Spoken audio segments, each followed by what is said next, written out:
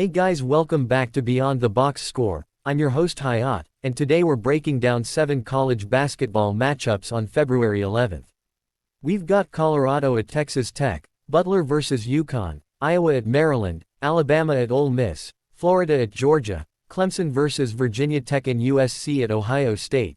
Yeah, it's a loaded slate, and I'm walking every angle. This is pure analysis and opinion, no guarantees, no promises, just me connecting the dots and showing how I see these games shaking out. Quick heads up, if you're excited for this slate, smash that like button and hit subscribe. It literally takes 2 seconds, but it helps the channel keep bringing these full breakdowns every day. Alright, let's dive in and start connecting the dots on these 5 matchups. Okay, Colorado headed into Lubbock to play Texas Tech, and the lean here is Texas Tech laying the points. Let me walk through why, because when I look at this matchup, if this game plays out anything like what Colorado has looked like away from home, I just don't see how this stays competitive.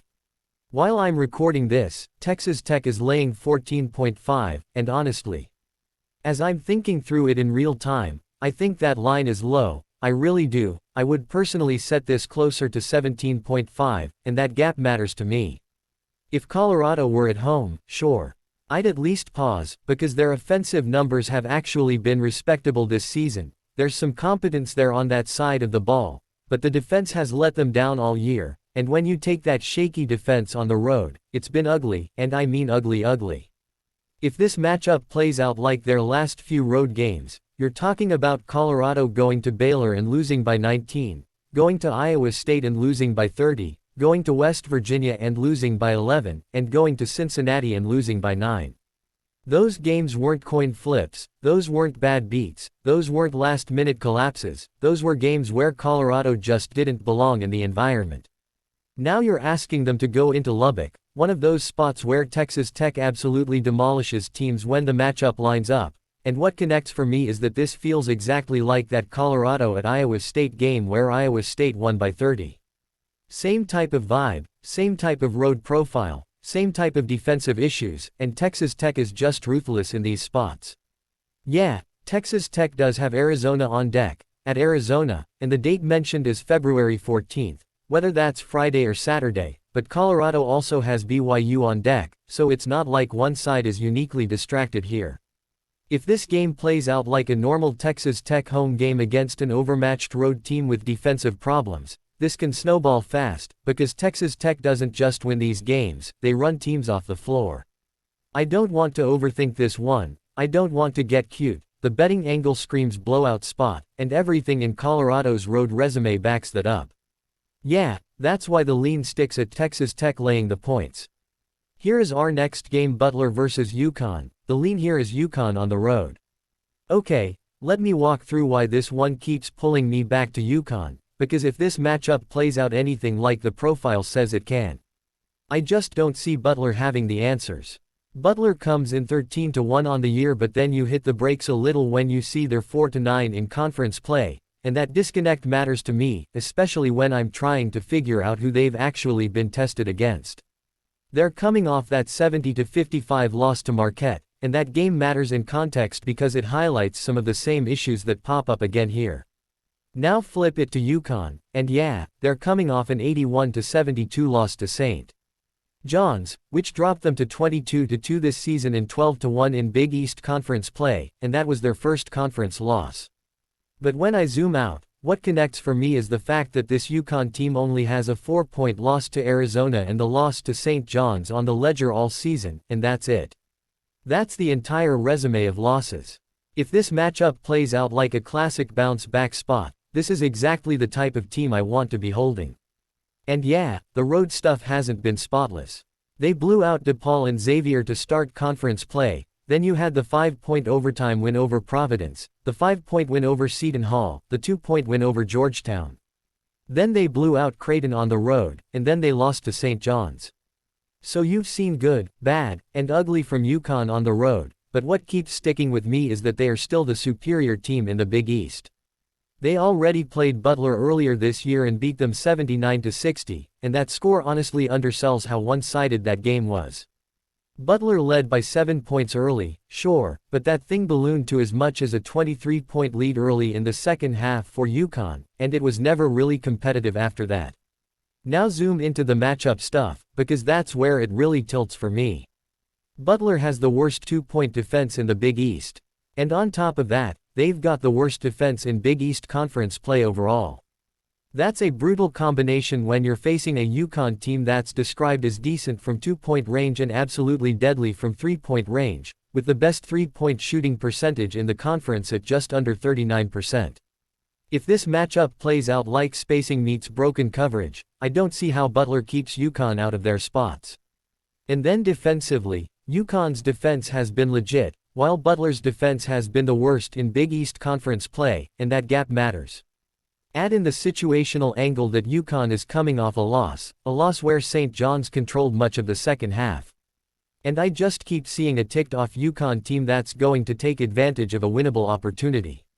One path I see here is Uconn tightening up defensively, getting clean looks from 3, and stretching this game into a comfortable margin again, even on the road.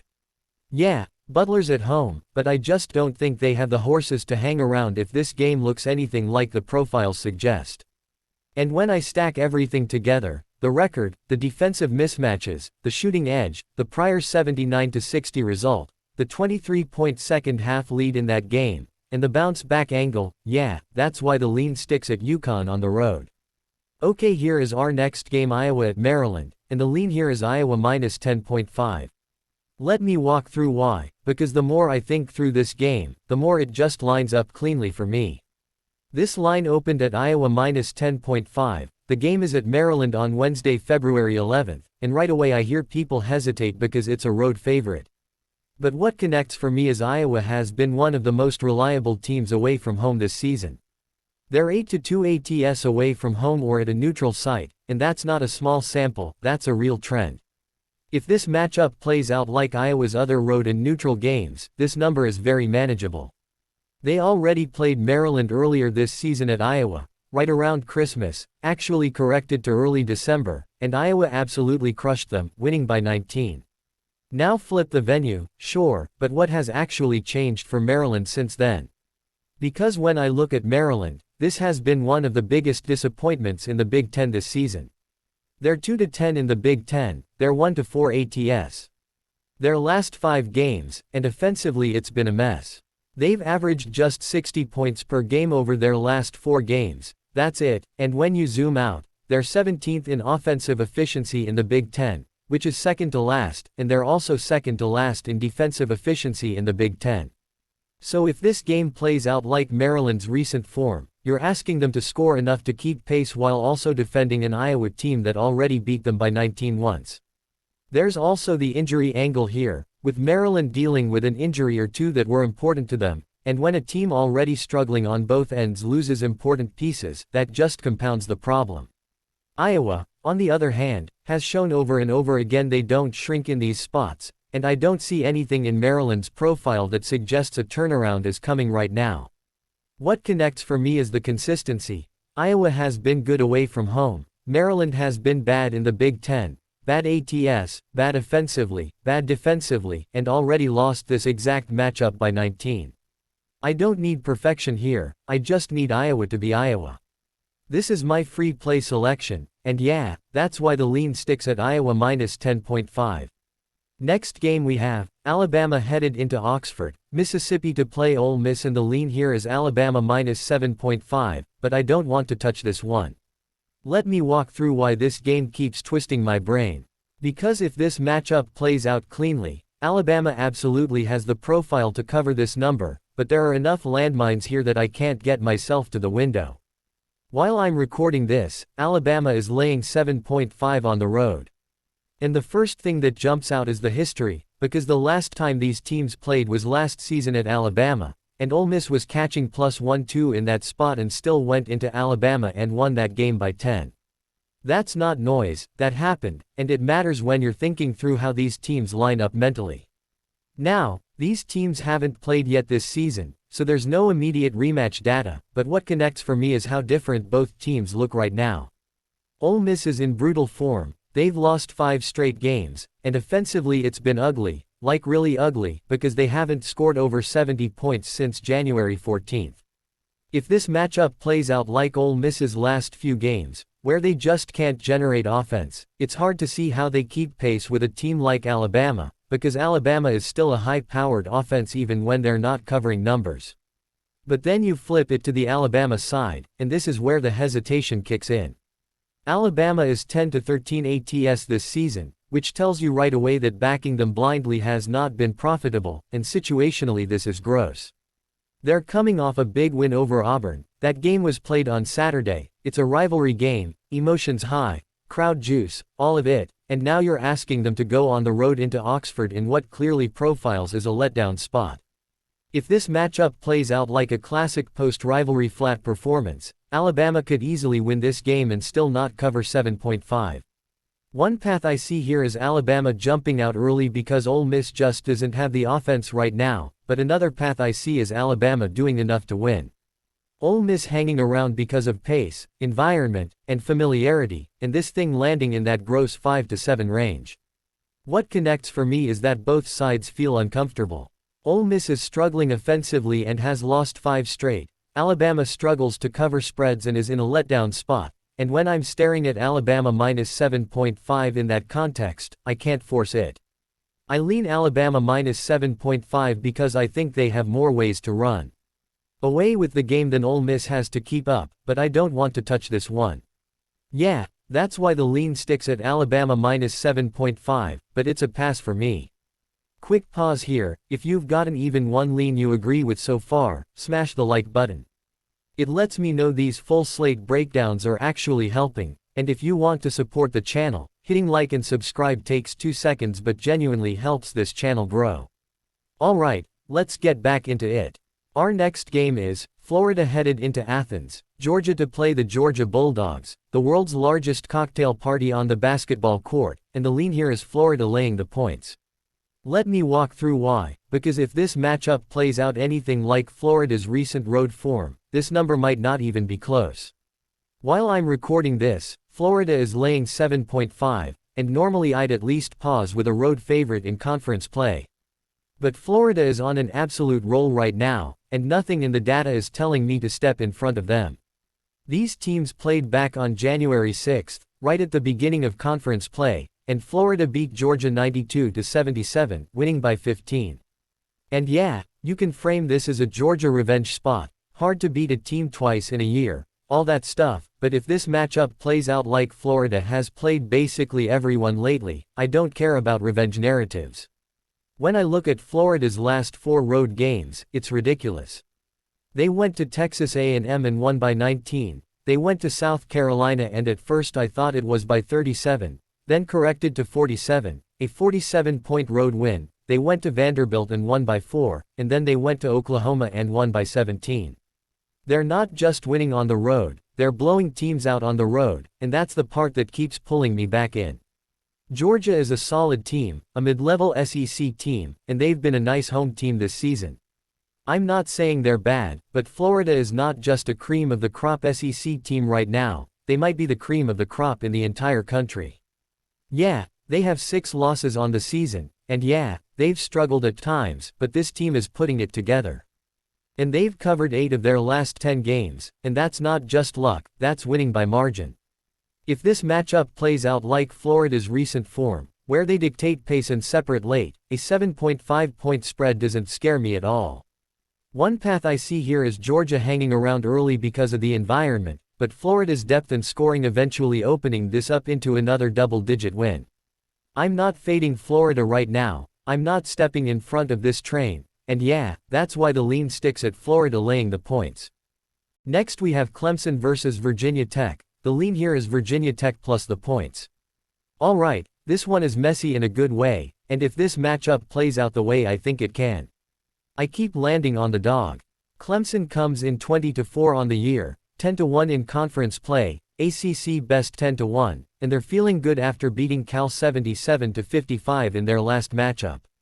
Virginia Tech, on the other hand, is coming off that 82-73 loss to NC State, sitting at 16-8 on the year and 5-6 in conference play, and on paper, I get why people might hesitate.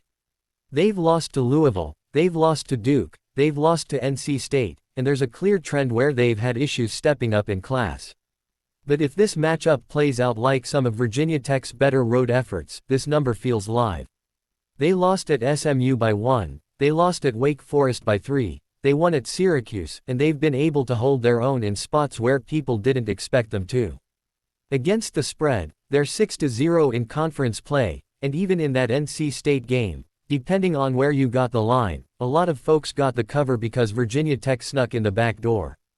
That matters to me when I'm thinking about how this game could end late.